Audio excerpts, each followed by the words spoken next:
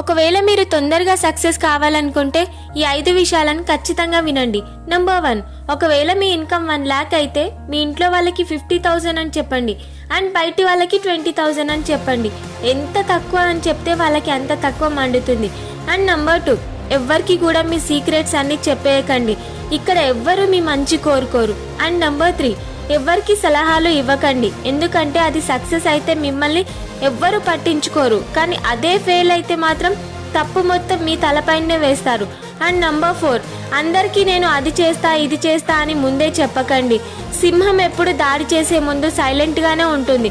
And number 5, and మీ డబ్బులు సంపాదించడం start చేశాక అన్నింటికంటే ఇంపార్టెంట్ విషయం ఏంటంటే షో ఆఫ్ చేయకండి, సైలెంట్గా గ్రో అవ్వండి అండ్ ఓన్లీ మీ రిజల్ట్ని మాత్రమే చూపించండి.